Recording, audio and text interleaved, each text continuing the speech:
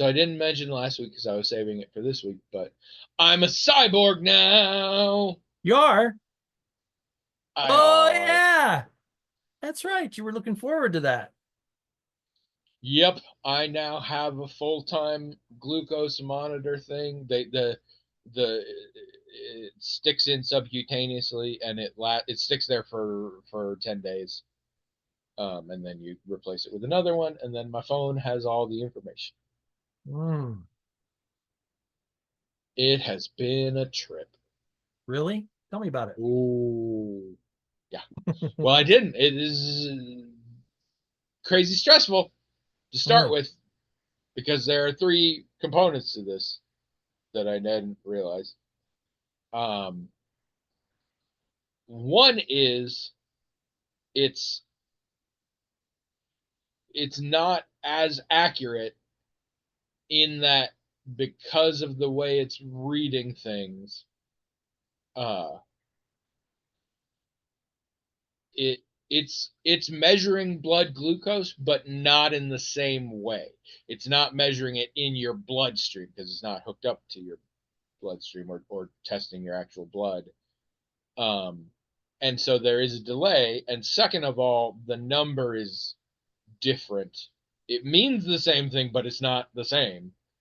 Um, and I was really kind of worried about that because I still check my finger every once in a while. And I'd be getting different numbers. And so I was looking into that or whatever. And there's sort of like a range. They're like, if this is what the finger prick says, this is the range that the other thing will say. But mm. what helped is a couple days after I got it, we went out to dinner with a friend, and I was telling her about it. Turned out she's had it for years, Oh, and she said, for me, it is more about seeing the trends that happen based on what I do and what I eat. And she's like, certain foods that I didn't think had a big impact on my blood sugar really do, and other foods that I really thought did don't. And so it was hmm. good to sort of learn that kind of stuff. And I'm getting there now. But the third really annoying part of this is your blood sugar does crazy shit all the time, sometimes seeming to have nothing to do with eating. Huh. For example, this guy, and apparently also my sister, she's determined, uh, somewhere between 3 and 5 a.m. while I'm asleep, Hmm. my blood sugar just starts going up. Really? Just and like consistent, like not one night it happened. Like it happens up, or just things where I'm like, okay, I haven't eaten anything for hours and now my blood sugar's going up, or I ate something a little while ago and it went up and now it's dropping again, or earlier today where I ate something that shot my blood sugar up to quite unhealthy levels and then dropped it, and like dropped it, so the thing tells you the number and it also tells you like, is it rising or is it holding steady or is it dropping.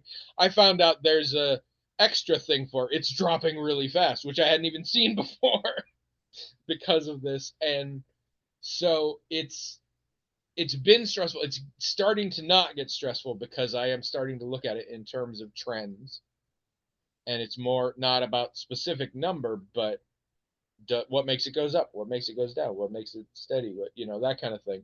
Right. And I'm still checking finger pricks sometimes, and you can record that in there if you want, just to record that, but you can also use it for calibration, so it'll hopefully get a little closer and Oh, doing sure, that. sure. The so it's pretty cool, and I don't think about it. Like the only times I think about it in the shower, I'm like, oh wait, be careful scrubbing around there, and when I'm drying off, I'm like, pat it dry because I don't want to get rid of it, make it fall off. But otherwise, I don't think about it, and so that's good. I mean, I don't think about the physical presence, is what I mean. Like it's not bothersome or anything.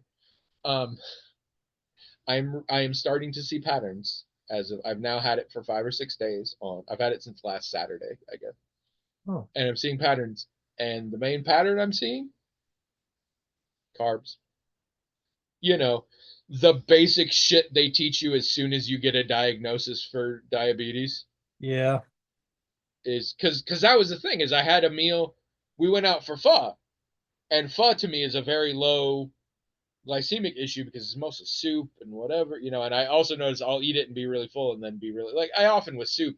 if I eat it until I'm full, I get hungry again soon after, or whatever. But so I have, and it made my blood sugar go nuts, Hmm. which at the time I didn't really have anything compared to. I'd had it for like a day or so, but I think it's because it's got a shit ton of rice noodles in it. But then another night, I made us taco potatoes, a baked potato, and then just taco fixings on it. Hardly any. I mean, it went up, but not nearly the same. And I'm like, I ate a whole fucking potato. But it's like, yeah, that's not. I mean, that's carbs, but it's not huge carbs, and it's kind of the only carbs in the entire thing you just ate. So I'm starting to put, and like the other day, I ate some crazy things, but the one that made my blood sugar really go up was the morning where I had 2 pieces of toast with some lemon curd on them, which is a lot of carbs. And Huh. the other things I ate that day were bigger and more calories, but not as many carbs, and my blood sugar didn't go as good. Today, I had 2 bagels, and my blood sugar hit new heights I haven't seen before. Wow. Like, Wow. because, and one of our listeners is going to love this and feel very vindicated. There's just so much carbs in a bagel, and it's simple. Like, there's no fiber or anything in it. It's just straight carbs. And it's like 4 servings of carbs per bagel, and I had 2 of them, and so unsurprisingly, went crazy. Hmm. But yeah, you know me, I am a data slut, so in the grand scheme, this is awesome. And the fact that it's there and I can look at it makes me much more self-aware of what I'm doing, Mm-hmm. and that's good. The So much of a key to like it, even not just diabetes, just in general of like eating responsibly, is just about paying attention. Yeah. Which is why, like, and I used to do it. They've done studies, and if you write down everything you eat, even if you don't have any rules about what you eat, you just write it all down, you will eat more reasonable amounts of food because I mean, you yeah. remember what you ate and you can see it and that kind of thing. Yeah. I mean, that's why And therapists recommend journaling so often because, like you just said, it doesn't matter if there's a rule or anything. If you're writing things down, it makes you more aware of it, more makes you pay reflective on it. attention. Yeah, it makes you pay Yeah. attention. And Sometimes that's all you actually, need. I was uh, journaling my mood for a while, and part of the reason I stopped was I got on new meds that sort of stabilized it, and I didn't feel the need as much. But part of the reason I stopped because I have Tony brain. I got so in my head about it. So like my day would progress, and I'd be like, "Oh, that happened." What's because I started thinking of it in terms of a 1 to 5 scale, and I would write like today was a 4 or whatever, and I would say what I thought made that happen if I could figure it out. I would journal about that. But it got to where I'd be like, "Oh, this just happened," and I didn't like it. So today was like I'd keep a running thing in my head of, "Oh, now today's," and I'm like, "That's not."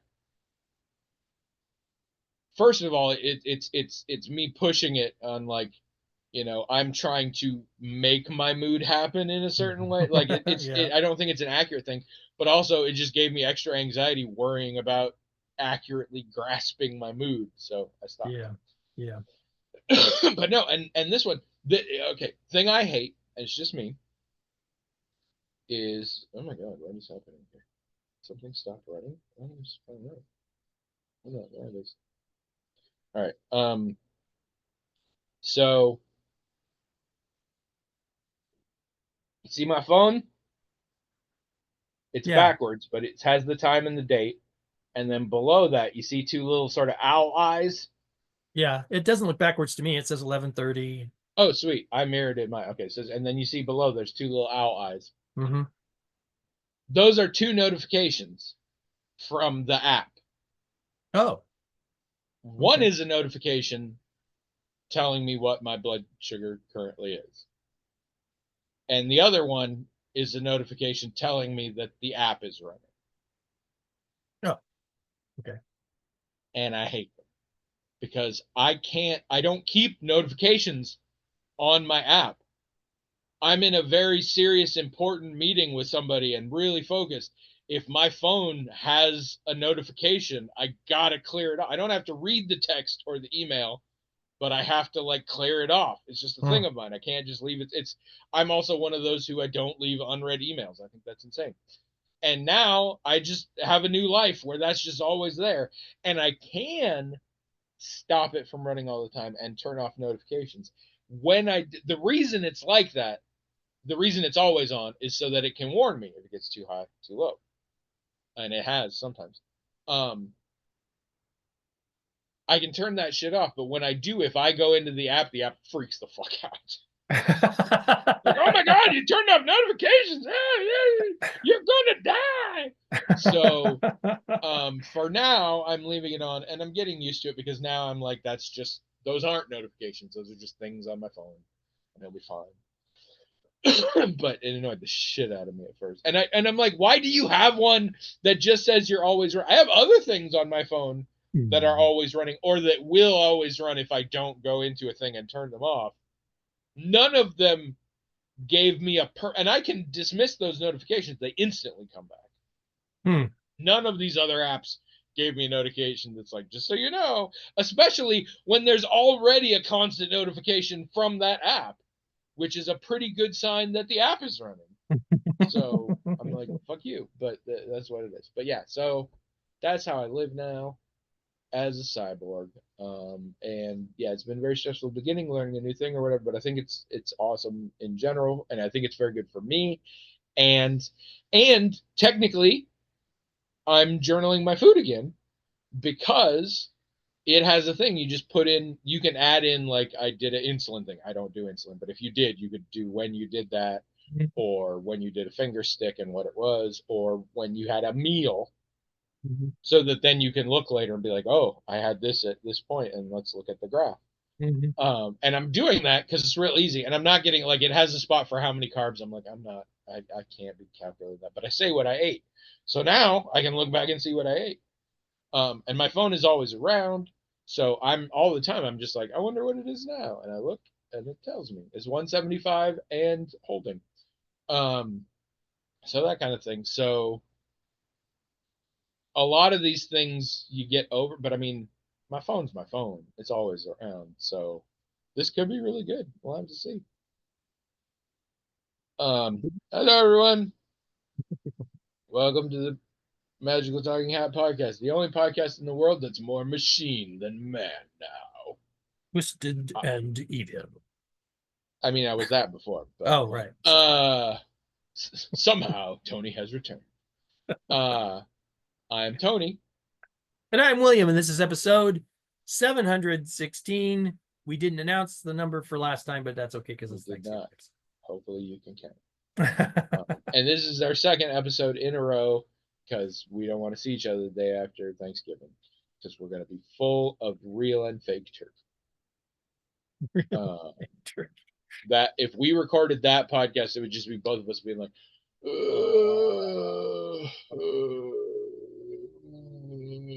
more pie. Awesome. So yeah. So we're doing it now, which means I'm not going to explain how the podcast works. If you don't know, go back with your family and listen to the previous episode. Yeah. Did I have another thing? I don't know. Were you going to save something? We're going to do the email for sure. Yeah, that was, I mean, I was saving the thing about my new device. Oh, that's the thing you were saving. Okay. What else? I don't have a lot outside of things. Oh, no, I guess I do have one. I have discovered the ultimate cheat code to a happy life. I always suspected, but now it's really locked in. Okay, what is it? Don't have kids. Just fucking don't have kids. Oh. Because this week, which will be 2 weeks ago for our listeners, but the week before Thanksgiving week, our dear friends and neighbors, the adult ones, left the country due to money laundering scandal. They went on sort of a belated anniversary trip or whatever to a little island off the coast of Honduras called Rotan. That they have a friend who has a house there, and he's always talking it up and everything. So they're like, it's really fascinating. They're literally halfway around the world, but it's north-south, so they're still in the same time zone. And even they, like, at one point, he texts, he's like, I am half the globe away, and I can still monitor and control my doorbell cam from here. That's fascinating. But Trish and I are in charge of the teenagers and a dog. And teenagers, oh my god. It's just the big well, there's a couple of ones. Walking the dog is bad. The kids should be walking the dog. The kids are not walking the dog. We're walking the dog. It's hard to walk the dog. The dog likes to pull. He wants to go faster than you do. It's not so much the walking. I think it's the pulling. Like, I finally didn't walk the dog yesterday, and suddenly my back felt so much better than the other days. Because I think it's just the tugging or whatever is like, in my head, I imagine it's very similar to if you use kettlebells with poor form. Like, it's just straining muscles it's not supposed to. Because every day I'd be like, oh God, I hurt so bad. And all I did was just have, it's not like it's a long walk. Um, but it was just killing me, and also it's been fucking cold. We went in the snow one day. It's crazy because it snowed. It snowed a Did little so. bit, but it snowed a Oh. little bit all day, and so that was a thing. And it's been very windy and cold. Um, but the other thing is the teenagers don't know how to wake up, even with an alarm. So I have been waking up early, going over there and banging on their doors to Wow. their rooms to wake them up.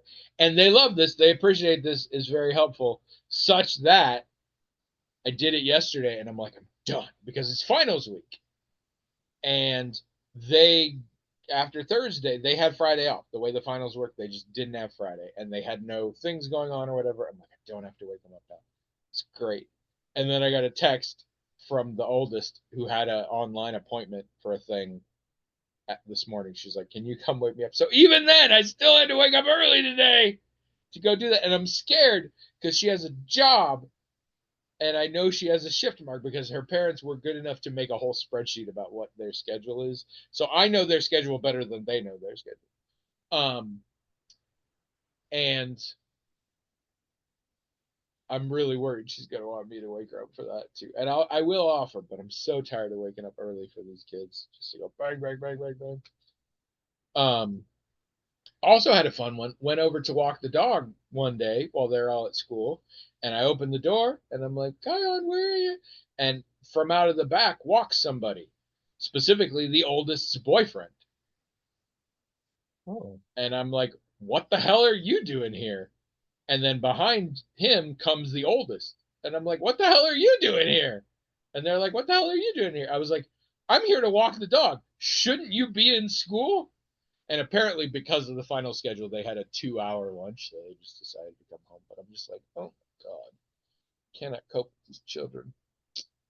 And one of them was really excited that he'd be able to play video games for 8 hours straight because of the early release. And I'm just like, or you could fucking walk your dog or, do, but whatever. So yeah, I'm Yeah. super excited that their parents are coming home too. But it is what it is. I love them, but it's so good not to have kids or dogs, I guess. I love dogs too, but you have to walk them. I don't got to walk my cat. Never got to walk my cat. Especially now. It's now cold enough that I have put away the fans and put down the heating pad rug that's right in front of me here, which means that's where the cats live from now Yeah. on. And Yeah. it's funny, I did it yesterday and they kind of didn't notice.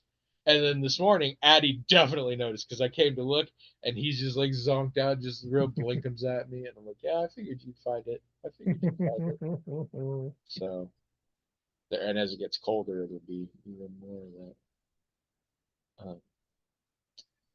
Taking vitamin D, You are? I am. Yeah, I am too. My physician a couple of years ago said I needed it. Tested my blood and everything, said I needed more. See, tested my blood. I don't need it. Um, Here's what happened. Trish needed it, and so we got a supplement, and she takes it daily. It's Hmm. actually a pretty big one. Um, Standard supplement is like 1,000 units or 2,000. This is 5,000. Oh. Apparently, they make a pill now that's 50,000. Hmm. And in general, I am wary of overdoing vitamins. Okay. And in general, that's not an issue because for most vitamins, if you have too much in your system, you urinate it out. Mostly But you can overdo it on some of them. And some of also, them. there's such a church of vitamins. I mean, I had an actual legit doctor in a medical clinic when I don't even remember what I had, but I had something and I went into prompt care. And the doctor said, as the things I was doing in the meds or whatever, she's like, also, uh, take a bunch of vitamin C to help boost your immune system.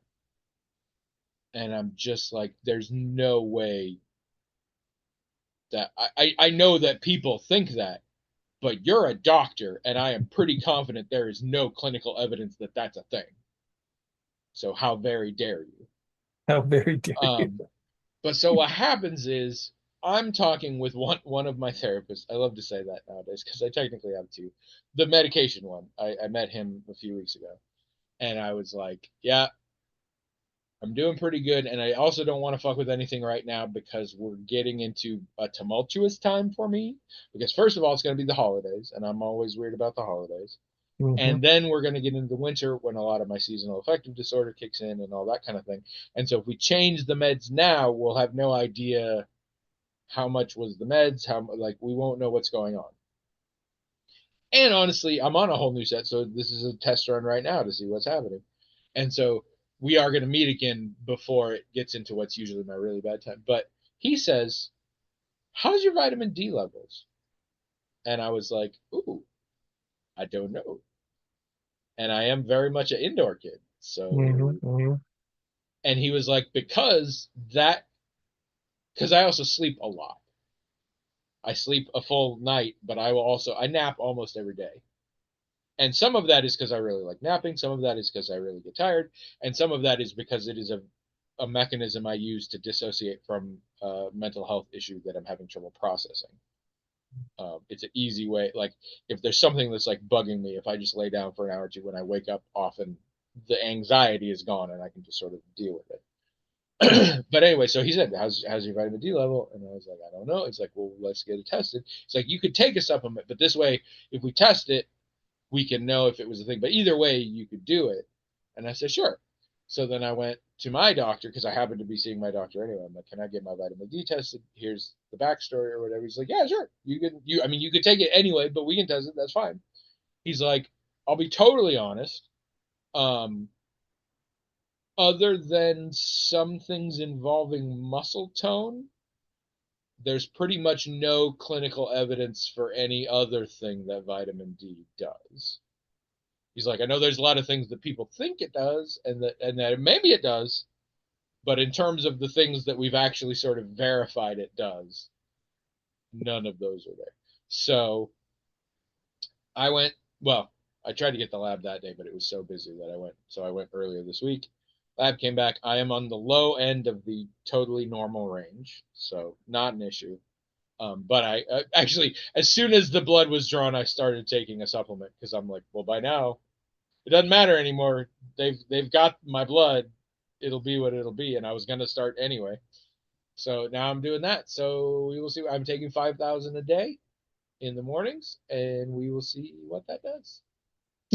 Or maybe we won't. Who knows? Maybe I won't be able to tell either way. But this winter in general will be very interesting. I'm in a very different place in terms of my therapy journey. I'm in a very different place medically speaking, Hmm. and a few other things sort of repositioned within my mental paradigm. So it'll be very interesting to see how this winter goes because I really don't like the idea that I just have 6 months of the year where I don't feel very good and then 6 months where I feel better. Yeah. Like that can't be the thing.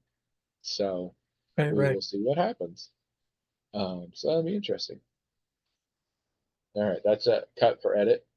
Um,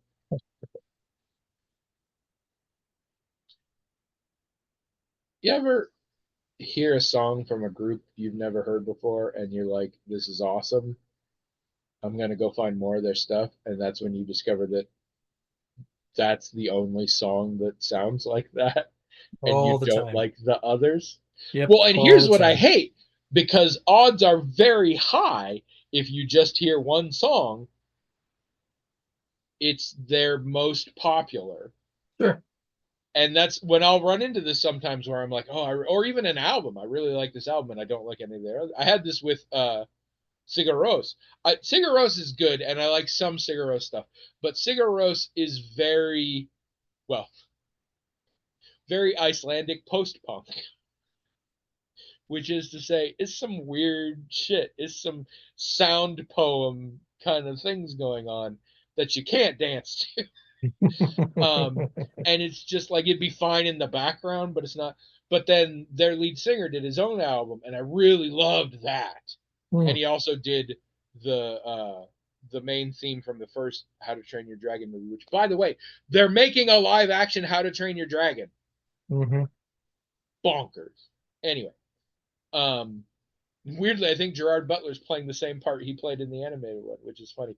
I really want Craig David or Craig Ferguson to play the same part he did, but I'm betting that's not going to happen. That would be hilarious to see him as like the one-armed, eye-patched Viking. But anyway, and I really loved his solo album, Jonesy's solo album from Sigur Rós. And I look it up, and all the reviews or stuff is like, this is where Jonesy really went into his sort of more pop music mainstream. And I'm like, oh God, I'm just a basic bitch, aren't I? Like, the song I like is the one that everybody liked, and the reason they liked it is because it's a very mainstream pop kind of song. Yeah. Well, And it I happens to me just too. had that with a group. Well, you the video I sent you with the puppets. Yeah. Love that song. Been playing that song over and over and over. In fact, keep getting that song stuck in my head. I have to play a different song. Love that song. And as soon as I had it, I got that. Sorry, I said I wasn't going to talk about this on the podcast to myself. You guys weren't there. I'm going to talk about it. There's a group called Me Rex, which there's so many ways you could type that. So I'm just going to tell you it's ME space REX. It is a 3-person indie, British indie band. Uh, the vocal styles are, it's a, I don't know what to call it, but it's a style I associate with a lot of more indie British bands. But it's basically the way the Counting Crows guys sings. Like it's competent singing, but it breaks intentionally in places, and it has melody lines that often have big jumps in scale suddenly, and it's a style I like. Um, and they have a song called Giant, Giant, Giant, and I love it. I love it so much. And it's also an amazing music video that I sent to William mostly because of that, because it has puppets and it's cool. But I love that song. And I learned about this because they did the theme song for a podcast that I recently listened to, and in the podcast they say who it is. And so when they said that, I looked it up, and the first thing that came up was Giant, Giant, Giant, because that's probably their most popular song. And so I love that. So get on my Apple Tunes, download both of their albums. They only have 2 albums so far. Download both of them. Recently started listening to them. Yeah, I'm not into it as much. Some of it is like at first I was, well, the first album is weird. First album is that thing I hate where I know it's not a concept album, but it's, we broke up the tracks sort of arbitrarily, and it's really just a track. Like, I'll put it this way: the album is 31 minutes long. There are over 50 tracks in it. Oh, It's wow. one of those. One of Like, those. and if you weren't looking at a display, I promise you, at least half the time you couldn't tell when the track changed, because like it'll be like 16 bars and then another thing, and that's a whole track. And I hate this for a variety of reasons that I won't get. Like I hate that concept. I kind of hated it back when we used CDs. Now that we are in the world of digital music, it makes me angry. You don't need to do this. It is not helpful. If you want it to be heard all together, make it a single song. But anyway, so I'm having trouble with that one. And then the second album somewhat has more self-contained songs. and they're all over. I would encourage people to check it out for yourself. If nothing else, the song Giant Giant Giant is awesome. And the song Infinity Worm is not bad either. And what they're doing is very cool, but it's not what I thought it was, and I'm not as into it, and that's a bummer for me. But I don't know why I brought that up, especially since I said I wasn't going to. But give us an email. Oh, okay, sure. Yeah, that's pretty much my experience is always what you're saying, where you hear a song and you just don't like the rest of the stuff they do. And I feel the same way as you, is like, oh, I just have very bland taste in music because I it's only always like the most popular thing, right? There's a few exceptions, like the first there was I did like a Dave Matthews Band song. Got that album, Under the Table and Dreaming, and I liked pretty much the whole thing. Yes. Actually, Dave Matthews is a great example because I was very into them when, everybody was very into them, like in the early 90s. But no, back in the day, back pre-30 or so, I actually would frequently talk about how I would buy an album, and the single off of the album that was the reason I had bought it was my least favorite track. Oh yeah, that's happened too. And that happened almost all the time. Well, for me, rarely, but yes, that has happened. Yes. To me, that was a norm, and that was a thing. If I knew, like, and with it was all popular ones again, like, Aha, the album that has Take on Me on it, that album, Take on Me is my least favorite song on that album. Well, maybe not my least, but it's down there. Depeche Mode, the Violator album. Nowadays, I enjoy Personal Jesus and Enjoy the Silence just fine, but when I played, I was like, oh, I like these other songs so much better. Under the Table and Dreaming, same thing. Satellite, great song, but the shit on there that they didn't release that way, and actually several on Matthews Band albums, Crash. The song Crash is good, but most of the other songs on there I like better. And this was just the norm for me. And nowadays it's flipped, and I don't know what that means, but it makes me feel bad about myself. Yeah, well, I don't know. Makes you feel bad about yourself. Okay, I'll read the email so you can stop feeling bad about yourself. Stop doing this. Beth. Hello, Beth. Question. I'm talking to you. Actually, I don't know if this is true. I was going to say I'm talking to you from your Alexa while you're putting your kid to bed, but your kids are probably like in college or some shit now. So I don't know how you're listening to this. I assume you are, or it would be hilarious if you don't listen anymore, but just randomly send in an email. But I know that's not true. So anyway, yes, thank you, Beth. You are my favorite listener right now on account of you actually. I actually screwed up. She didn't want me to say her name. Really? Yes. Fuck. Sorry, Beth. What should I do? Dang it. I mean, we could still read it like another time and nobody would know if this was the one that she wrote, but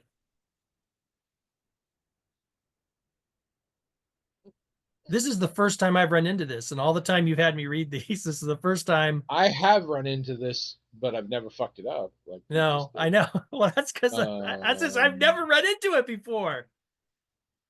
Shoot. I mean, and she definitely does not want this read with her name on it. That's what she says very specifically at the bottom. I don't know how to edit. Dang it. So I'm an idiot. I've never looked at the signature before. This is the first time it ever even would have mattered, and I should have done it. Well, no, and also, I mean, we're not gonna do it, but it's fine. But put it at the bottom. We don't read them beforehand. The hat magically forwards them to us. Or, to put it another way, we leave them literally as unread, and we don't look at them beforehand. But we don't know. Shoot. I'm so sorry. This is, dang it. All right. Well, that's a lesson learned. I'll have to look. We will mark it as unread, and we'll do something. I don't know. Beth, get a hold of us and tell us what you want us to do. But if we can approach this a different way or something. But yeah, podcast over. William ruined everything. I mean, I don't mean technically, this episode. I mean we're done with the podcast now.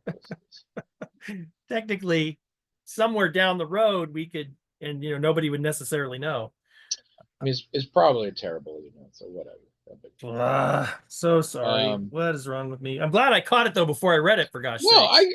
I mean, I get it again because she said it at the bottom. I absolutely understand why it happened. Well, I'm just relieved I didn't read it. As much as I love shitting on you for anything, this is no, it's fine. I could easily have made the same mistake. I wouldn't have, but I could have. Anyway, we didn't read it, thank God. So we'll figure it out. You're safe because she really lays into some local celebrities. Let me tell you. Another thing is, we could bring it up conversationally some other time, and no one would ever know that we got it from. Yes. I think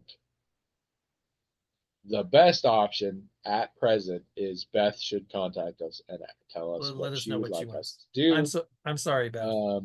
Otherwise, we will have to see. But if you would like to help us in maintaining Beth's anonymity, send in emails. Yes. No, not you. Them. Send in a bunch of emails because we hardly ever get emails. And if we're just like next week, oh, we had one email, like it's anonymous, like it's going to be too obvious. So send in some other emails. Maybe some of yours say this should be anonymous if you want, or maybe also, I don't know, would help us distract, help us put up a smoke screen of emails so that maybe we can sneak hers back in or whatever. I'll clearly have to look at this later and see if I can fix this absolute clusterfuck that William has created for us. Oh my God. Really, the biggest gaffe in modern journalism right here. But I did read it. Thank God for that. You didn't. I mean, fuck. If you had read it, then we'd been real. This probably just would not see the light of day. I know. We would probably start over. So that's a good one because I do not want to spend that much time with you. I've already spent a lot of time with you today, and we're still got time to kill. All right, so you gonna go see Wicked? You think? So the reviews are out and they're very positive, which I'm not surprised. I mean, it's a popular musical. I thought it was well cast. Of course they could have screwed it up, but it doesn't sound like they did. So I mean, people have issue with Ariana Grande, and I get that. And I originally felt that way, but then she hosted SNL, and I was like, oh my God, she's older and actually more mature and actually pretty capable as actor. Oh, okay. Well, I mean, I didn't. So I'm impressed. So people who are like, Ariana Grande is a horrible choice, I'm like, when's the last time you actually paid attention to Ariana Grande? Because you might be wrong. Well, okay, so I've never really known very much about her. So all I know about her is recent stuff that I looked up. It's like, well, she was just a young pop star. Oh, that's her whole deal. Yeah, sure. She's a Hannah Montana. She's a Britney, whatever. Well, and started real young and did a lot of dumb shit when she was young. Okay. Well, when the recent stuff and dumb marketing shit, like a giant version of her showed up in Fortnite one time and shit. Like, oh, well, yeah. It's very similar as if back in the day somebody was like, we're gonna do Wicked, and young Britney Spears is gonna play Glinda. Oh. Although to be fair, that's not even accurate because if Britney Spears, Ariana Grande still looks like she's a teenager, but she is not. She is much older now. She just hasn't really aged. Yeah, I mostly saw her in interactions with her co-star, and it's like I see the chemistry there. I could see her in the role. Yeah. So that's all I had. That's she's all not an actor, at least historically. Oh, okay. But like I said, I watched her on SNL, and she did better than a lot of actual actors do on that show. Okay.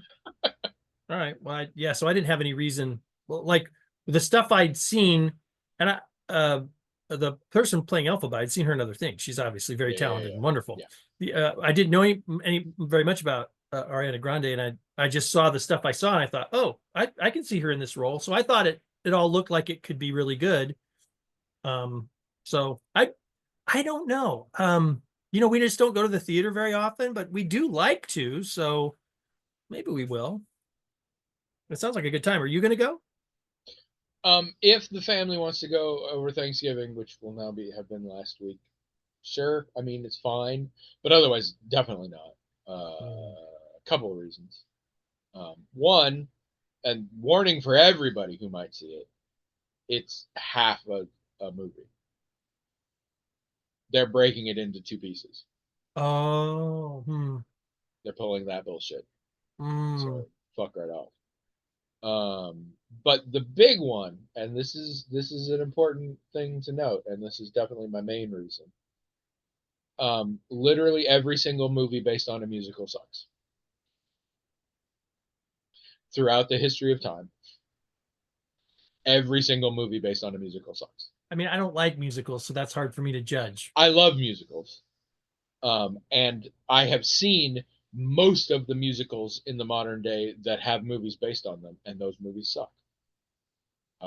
Into the Woods is the example because you can actually see the Broadway production of Into the Woods online.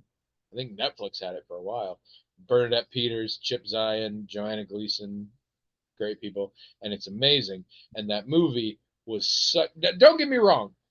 If your options are see the Into the Woods movie or never see Into the Woods, see the movie. But if your option is see the musical or see the movie musical every time. Same thing with Les Mis. I know some people really like the Les Mis movie, but I saw the actual production of Les Mis with the touring company, and that movie sucks. And that movie was done by Tom Hooper. You know what else Tom Hooper has done? The Mm-mm. crime against humanity that is the Cats movie. Oh, And that yeah. movie is so bad that Trish was like, I've been thinking we should see it again, maybe high, because it can't have been as bad as I remember. I'm like, it is, and it's bad in a way that's not even fun. Nobody should ever see that movie. We should never have seen it. It's a crime against humanity. And I didn't see the original Cats musical, but I can't believe it was as bad as that. I I have it on saw good authority. There is one exception that's a Little Shop of Horrors movie, and I have not seen it. People will put up Grease. I think Grease is a shitty musical anyway, and I also think it's a shitty movie, so maybe that doesn't count. But of all the musicals that I like, the movies always suck. It's not the same medium. It's the same thing when you're like, here's a movie based on a short story, and then you're like, oh, that should have stayed a short story. Or yeah, here's a play based on a book. Oh, that should have stayed a book. Like right. a good art form frequently is tied to the nature of its form. Correct. Yeah. We say that all the time. Yes, and musicals are very in that way because the language of cinema is very different than the language of theater. Yes. Very different. And I have Yes. seen many versions of Into the Woods, and they were all drastically different from each other. And some of them were done by some poor actors, in some cases, middle schoolers, and they were all better than the movie, in my opinion. And the movie is chock full of actors I love and James Corden. Um, but I didn't like it. And Les Mis, same deal. I love Les Mis, and it's full of people that I really like, including ones that can absolutely sing their asses off. Nope, nope. Different creation, not the same thing, not as good. And so is I saw Wicked. I saw Wicked in Chicago with Kristen Chenoweth and not I keep wanting to say Adele Dazeem. Thank you, John Travolta. Adina Menzel. I wasn't with her; it was with Anna Gasteyer at the time, who I love. So I'm actually really glad I saw it there, and it was wonderful. I read the book. By the way, if you've read the Wicked book and you didn't like it, you can still watch the musical. They are such different animals. It's not Right. even close. And I liked the book, but I 100% understand why somebody would hate that book. It is a grungy, weird ass book. But I love the book and I love the musical for obviously different reasons. It's not going to hit right. It's not going to work. I mean, maybe it's great for people who can't experience it another way. And I mean, Wicked is one of those that I played that soundtrack into the ground. I loved that soundtrack, but I'm like, it's not going to hit right. It's especially not going to hit right because it's only going to be half the story. So, but mostly, yeah, every musical movie sucks. And I'm sorry, I don't know what part of physics makes that happen, but it just is there. I saw So I saw the production of Cats on the stage and I hated it. So I can't even imagine that the film would be I any don't good, think it's my kind of thing, but also it didn't have a story on the play. I mean, it sort of did, but it was mostly just a trappings, an excuse for people to perform songs and dances. Well, yeah, but I think the point of the story is, ooh, let's look into the secret lives of cats. And Well, I yes, because almost all of the libretto is literally taken from T.S. Eliot, a series of T.S. Eliot poems about cats. yeah, And it's and I'm not saying I would like it, but like that's not even a play. yeah, Like I agree. I agree. that is an exhibition of singing and dancing with the barest thread Thread of a stitching it context to together. put it in. Yeah. And the movie is a movie with a plot and shit. And it sucks. And that's setting aside the creepiness of both the visual effects and the direction, the people moving like cats. And, oh my god. I, I don't know if you I don't think you would have liked the stage production any better, I don't honestly. I don't know that I would have liked Cats, but I can almost promise you I would have told you it was better than the movie Why did by Cats a country last so mile. long on Broadway? That's what I could never figure out because I didn't think it was very I'm good. not sure. They I think I talked about this earlier where Patty LuPone says there should be term limits on Broadway because some of these things just run too long. And she particularly has a thing about Andrew Lloyd Webber. And in fact, the two she held up were Phantom of the Opera and Cats. And I loved Phantom of the Opera. Again, I ran that one into the ground and I went and saw that one and I loved it. I was, when that became a thing, I was at the age I was a young teen when that became popular. And that's who young teens and single 20 something white ladies are who that play was for. And maybe single 40 something white ladies, but whatever. And I loved it. I don't know. It's very City of Angels. Like I loved it, and the music is solid, but the story is a little weird now when you look at it. It's a little creepy. Well, the thing about Phantom of the Opera, the original novel, is once again a very interesting story with a lot of interesting things about this main character. The romance part of it is a tiny, tiny, tiny, tiny piece of it that has been blown up because whenever someone decided to make a film out of it or a play out of it, they emphasize that, they de-emphasize the Because interesting. it's the shortcut to melodrama, and melodrama Yeah. sells. There's this great back story for the main character that takes up a lot of the story. And by the way, I haven't read it. I want to read it. Yeah. But I know a And lot about it, and the original film, the yeah. old black and white film, I haven't seen that one, but I know a lot about that one as well, Yeah, I and love it. different vibe, and that one did a lot. Like that was a real pioneering film in a whole bunch of both technical and narrative ways. Yep. And it's a silent film, I think. Yeah, silent film. And isn't Wonderful. it Very like well done. early Karloff or something? But No, it's Lon Chaney. Chaney, there we go. Yeah, just spectacular film. But it, even that one I think was more nuanced than the later things, which like I'm saying, doubles down on the whole romance thing, which is super creepy and doesn't really make for a four-dimensional character in the Phantom, or a two-dimensional it doesn't make a three-dimensional character out of the ingenue either. Like it's Yeah. just, yeah, it's And not but very good. musicals are a different world. Right, right, They right. are a They follow certain different type of rules. heightened reality, and Yeah, films are also a certain type of heightened reality correct. Right. often, I think that's correct. but it's different. And so, like, Les Mis is a great example. The story of Les Mis is kind of ridiculous, and none of the people make sense. But it's a sort of a thrilling adventure tale with some incredible music in there.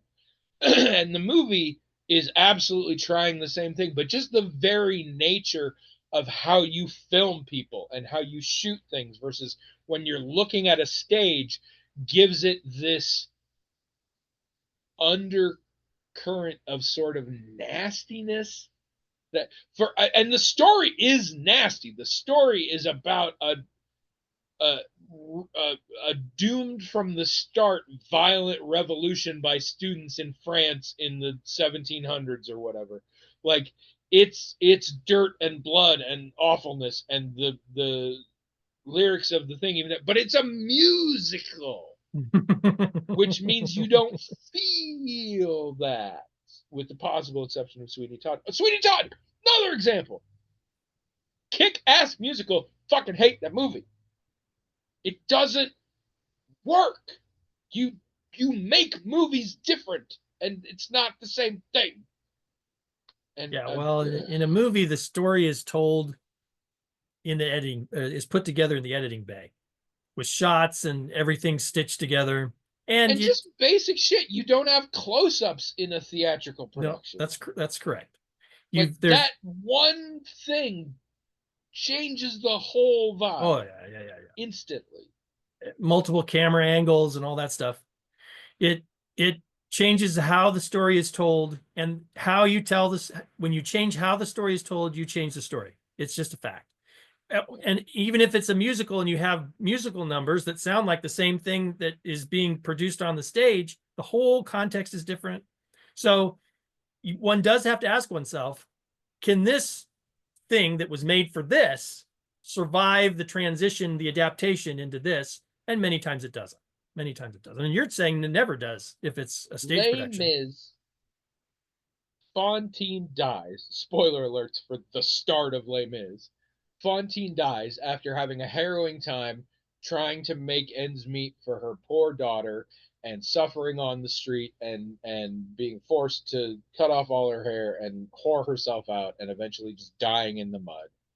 And it's a Broadway musical. So it is incredibly tragic in a very mythic way. Mm-hmm.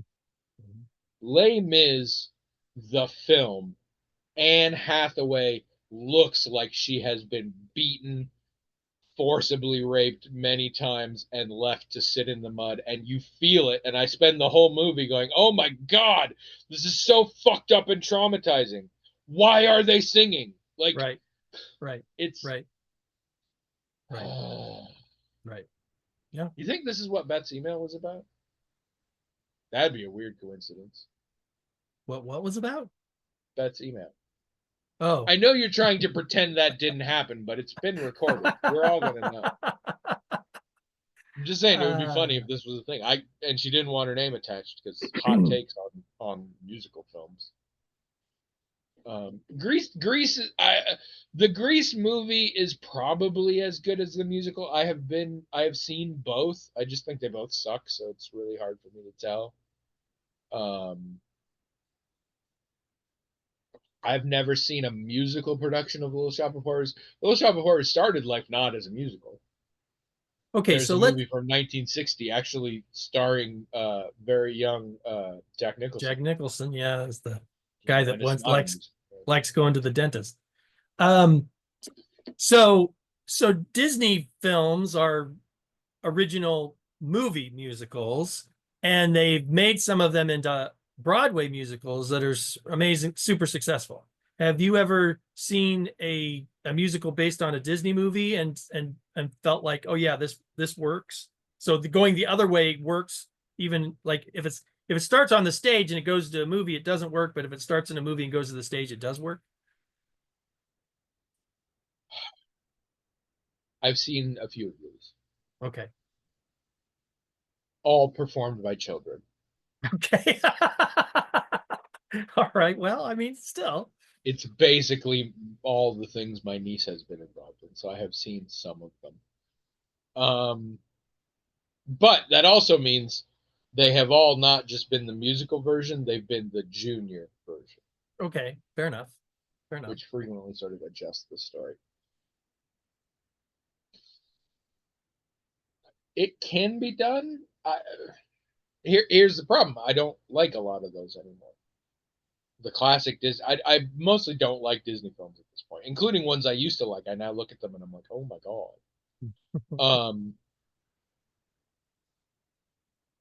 So it's very hard for me to compare. I think it can be done, but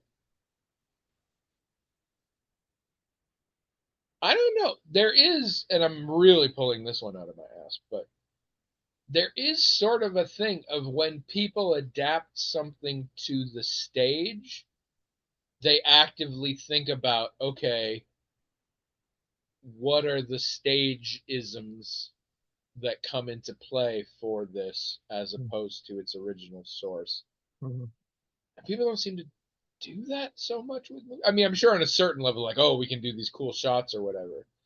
But there is an assumption within our society that even though certain things don't make it in certain versions of media, sort of everything can be a movie.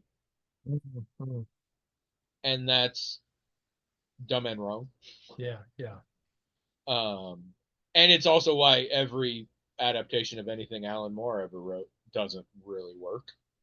I think that's the problem with kept Stephen. telling everybody stop turning them into movies, not just because you suck at doing it, but because they are quote unquote unfilmable. Well, I think Stephen King adaptations fail over and over because. But he needs that cocaine money, so he still is willing to do it. I think there's a lot in his product that makes it what it is that you just aren't going to translate very well over to well, and this is why I still want to read a Stephen King book. I just haven't ever figured out what. Yeah, me too. When I talk to people who read them, they're like, it's not the story that's compelling. It's how he writes it. Right, which means how could you possibly adapt that in a film? So it's not in a fucking and the one time he directed, we got his own story into a movie was Maximum Overdrive. And the one time he wrote a screenplay, not a book, was Sleepwalkers. Mm-hmm. And I haven't seen Maximum Overdrive. I kind of want to because it looks like it's hilariously bad. I've seen Sleepwalkers. It is a dumpster fire. It is not only terrible, it makes zero sense. I have finally decided if I ever read Stephen King, which one I'll read. I'm going to read Salem's Lot if I read any of them. But that's the one I will read if I ever do. I don't know. A lot of the ones I think about are novellas, so we're not sure. And sometimes I just think about it. Great sentence. And some of the others are like Carrie or whatever. But I'm also trying to gauge, like, because not all Stephen Kings are created equal. The dude has had. There's still honing his craft King. There's height of his popularity and constantly on cocaine King. There's later years pretending he's not Stephen King King. There's even later years helping his son write books King. There's, I don't know, I just keep typing stuff happens King. And so it's all different. I've thought about The Stand. I mean, for a long time I was going to read Dark Tower series once he finished it, but then he finished it and I was like, holy shit, that's a lot of pages. Yeah, I thought of that too, but that's a little much. If I like Salem's and they made a movie of it and it sucked. Right. If I like Salem's Lot, maybe I'll read. I am a little interested in the Dark Tower thing. So I'm maybe interested I will, in The Stand, and I've actually seen one or two of the miniseries they made of it, and it's intriguing to me, but that's a big ass book. The Stand is like thousands of pages. I mean, I can believe that in the actual text that he puts forth for people to read, it looks like there's some interesting world building and that he's good at flowering the language or whatever. I can totally believe that. But if if it has to be from his pen, you can't adapt it then, right? And that's the thing is, I want to read a Stephen King book because I want to know what Stephen King readers are talking about. Yeah, I do too, kind of. Yeah, I do too. My experience with Stephen King, which is entirely screen based, is he comes up with a lot of shit. I mean, not shit. He comes up with a lot of stuff, and it's some of it's diverse and different than the other stuff. A lot of it's very similar, but he's good at coming up with ideas. And then writing it apparently in a way that's fun to read. Absolutely. But not fun to watch.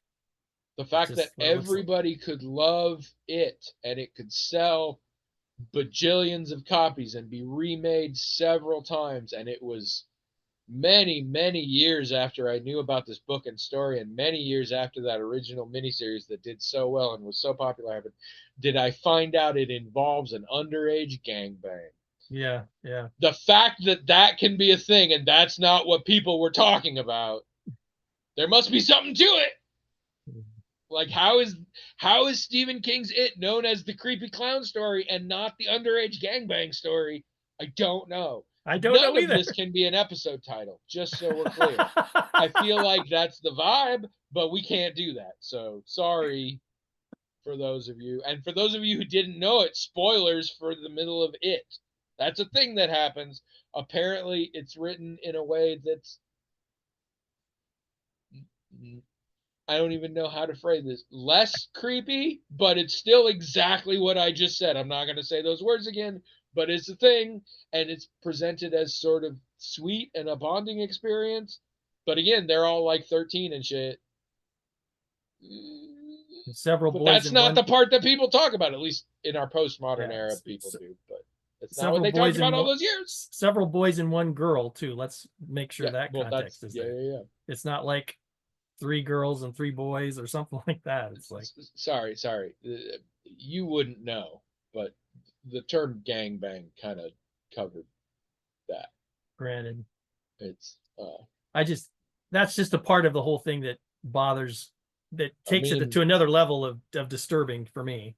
Although, if memory serves, when I've heard people talk about it in Outrage, it was her idea also. Like, but whatever. I've heard that. Didn't read it. But like, my point is that's there, and that's not what people were talking about. So there sure as shit must be something to this writing. Because first of all, I would put down that book at that point in general. But if I read the whole thing, I'd be like, oh my God, you'll never believe it. Don't read this book, because guess what happens in the middle? So there's got to be something. The one I also think about is reading The Shining. Because now I've seen The Shining, and I know that the movie is so drastically not the book.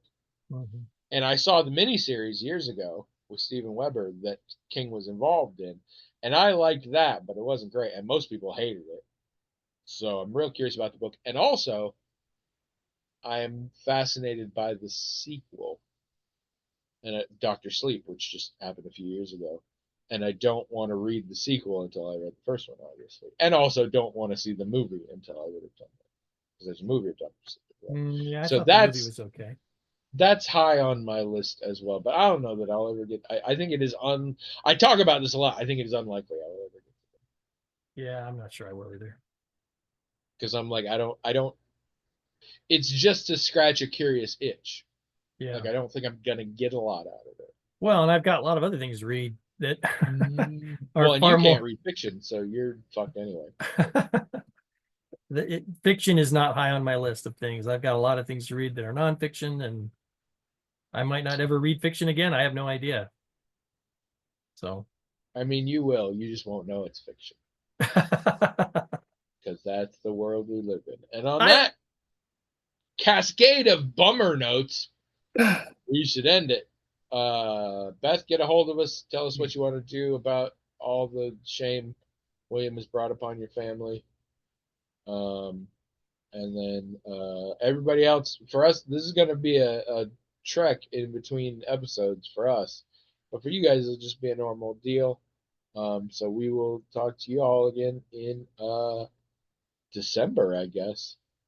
Hope you had a good turkey bit and all that.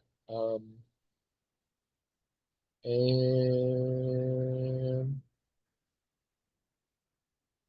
I saw that guy.